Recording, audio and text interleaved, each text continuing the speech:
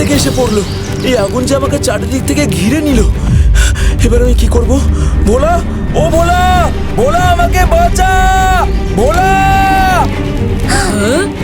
ওই দেখ, আকাশ থেকে আরো একের পর এক আগুনের গোলা ধেয়ে আসছে আমাদের রাজ্যের দিকে।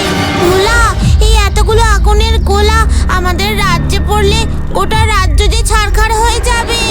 সেসব পরে দেখছি, আগে আমায় মহাদেব কাকাকে এই আগুনের বলয় থেকে মুক্ত করতে হবে।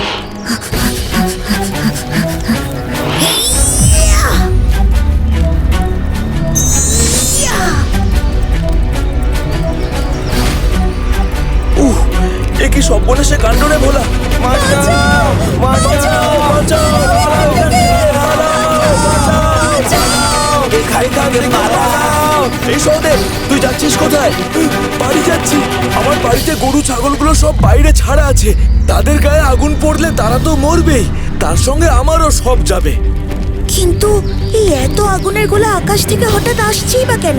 এর আগে তো কোনোদিন এরকম ভাবে আগুনের গোলা রাজ্যের উপর আছড়ে পড়েনি। তাহলে এইভাবে চলতে থাকলে তো ওই দেখো বলে দাদা, পরেশ কাকার ধানের গোলাটা দাউ দাউ করে চলছে। সাবাস ভোলা, আগামীকাল সকাল 9:30টায় সান বাংলায়।